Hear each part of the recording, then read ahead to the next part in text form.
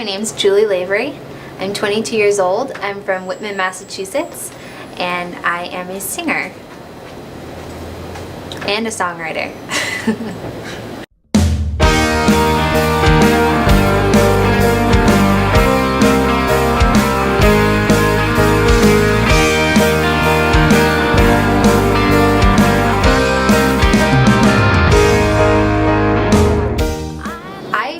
Basically started singing when I was about 3 years old, I'd say. My mom would put on The Little Mermaid and I would just watch it and sing along, and I had all like the Disney tapes, and finally my mom was like, okay, that's enough singing in the house.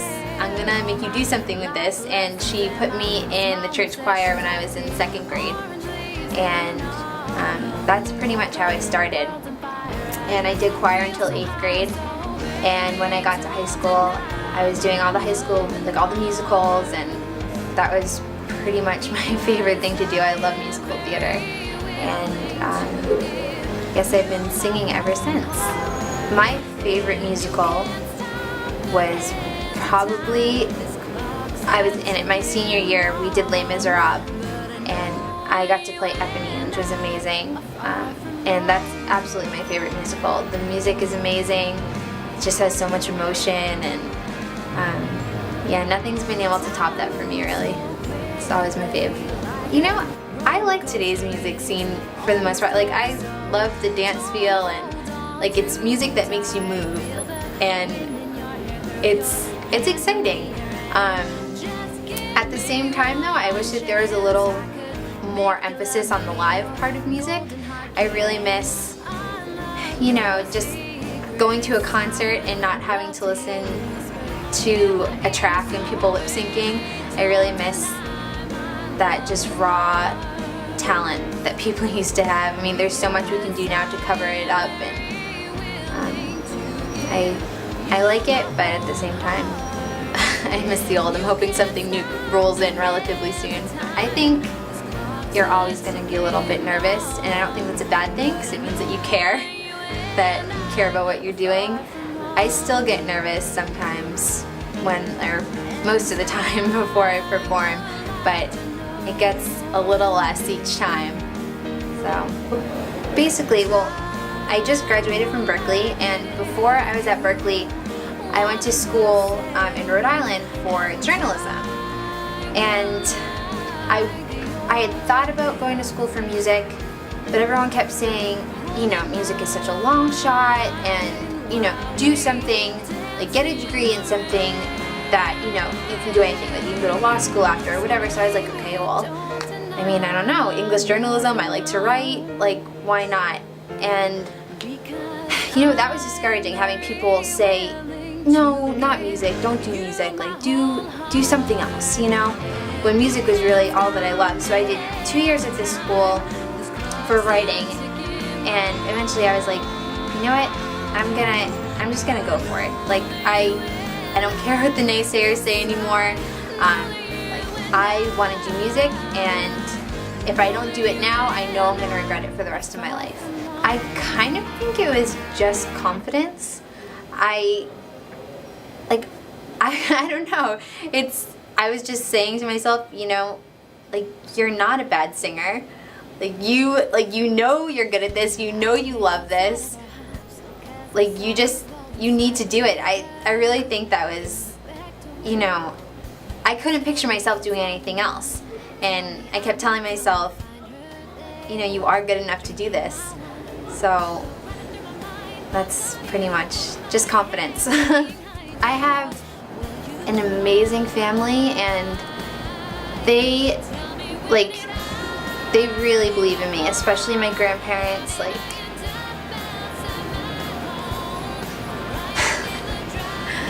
I don't know why I'm getting choked up. Yeah, my grandparents were amazing. Like,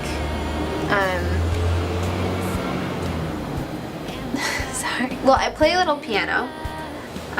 That's pretty much how I started playing piano when I was like 13, and my mom would send me and my sister to lessons, and I just didn't really stick with it, and that's like one of my biggest regrets in life. Like, I wish I had stuck with piano. So I play piano okay now. I'm a lot better than I was. But what else? It's funny, I've like focused so much of my life on singing. Like, I like to draw, but I'm not very good at it. Coloring books are probably my favorite thing. I love coloring books. It's just so relaxing. It's like a stress ball almost. Yeah, for the most part, I think like it comes from somewhere. I think it always kind of starts in the same place, like whether I'm playing piano or writing lyrics, or singing, like making up a melody. I think it doesn't always feel the same. It depends on, I guess, like how I'm feeling that day, what sort of, what triggered me to start doing whatever I'm doing at the moment. But I think it all comes from the same place. Usually I'll come up with some sort of melody. Like, I love melody. It's my favorite part of writing. I think it really makes or breaks a song. And normally I'll sit down at a piano and play the melody out, and then try to find some chords that fit with the melody, and I just start singing whatever comes to my mind based on like how I feel, like based on what the melody is making me feel, and I kind of build off of that, because I think whatever that first emotion is that I hear when I hear the music is probably like what I should be writing about. So there have been times when like a particular subject will strike me and I'll sit down and I'll actually write out the lyrics first, but that doesn't happen as much as I usually do them together. I usually don't have a separate lyric from music. Oh man, that depends. It's taken me like an entire year to write a song, to complete a song. Like I'll have bits and pieces and then I'll have to put them together, but when I was taking classes at Berklee, we would have to write a song a week, and sometimes I would procrastinate and leave it to the night before, and I would just have to write a song in a night. So it can be done, and a couple of them came out pretty good too. Like, I like some of the ones that were just spur of the moment and I had to get it out there, and didn't have much time to criticize. I think I criticize a lot of my work, like too much almost, and I end up ripping it apart when I should have just left it alone. So sometimes it's good to just do it all in one sitting and get it out there and let other people hear it, and then go back and work on it, I think. So yeah, it depends. I try to write songs that, I try to write in all different genres. So I think a bunch of my songs have come out sounding like they could be on the same CD or on a similar, but that's maybe starting to become my style. But I don't try to limit myself to one thing. I want to keep writing different, like new fresh music. I don't want to just keep writing the same thing over and over. Like, I try to take different ideas and work with them. I try to take different styles. Like, I've tried to write in country, pop, R&B.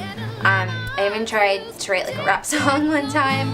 I just want to keep, the creativity flowing, and I don't want to limit myself to one style just yet. I think maybe eventually I'll really develop and hone that one style, but for now I'm going to keep an open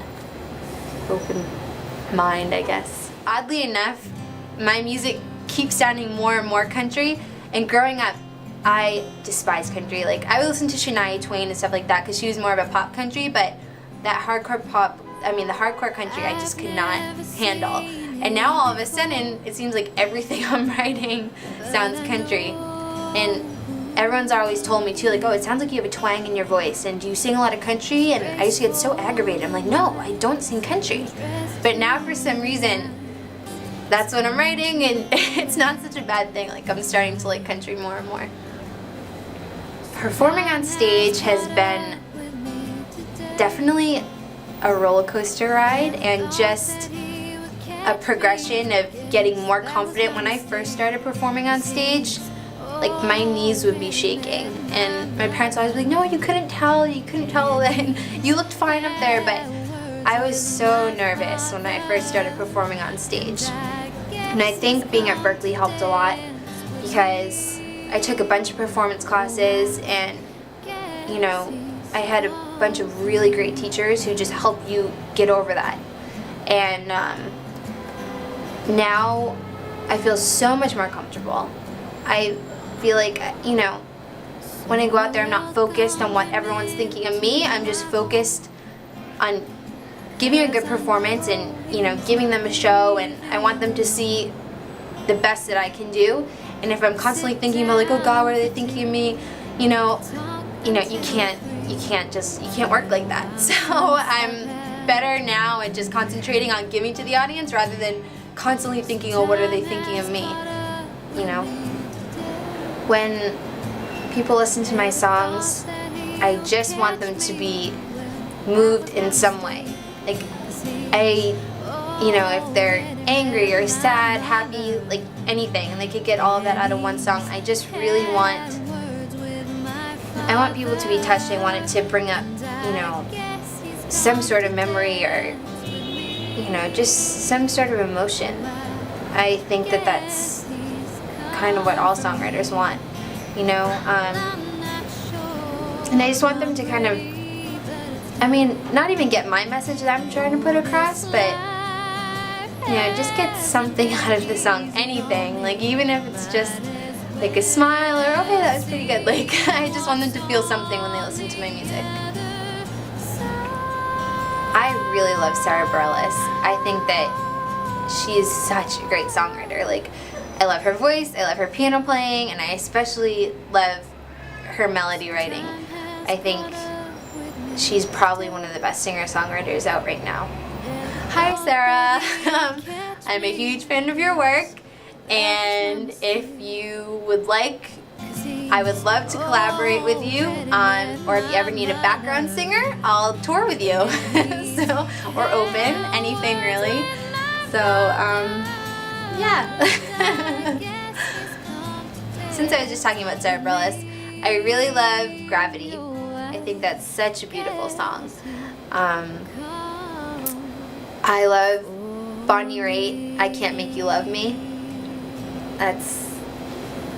That song is unbelievable. Like, if I could move people the way she does with that song, like, that would be great. I'm really a big fan of John Mayer. I actually love his song Gravity too. He has a great song. This is a really tough business, and you just have to keep persevering because it's not going to be easy. Like, there's no ladder straight to the top. Like, you have to, you know, you really just can't give up on yourself, because if you know that this is all you could ever do and you can't live without it, then you really have to just go for it, like 100% every single day. Like, network and practice and, you know, like, get your foot in the door somewhere. Do anything you can, and eventually, and hopefully, like, hopefully for me too, like, you'll get there. So, my name's Julie Lavery, and thanks for visiting iHeartArtists.com. And you can't stop the hands of time. This clock's a ticking bomb, but I know that you and I are far from wrong.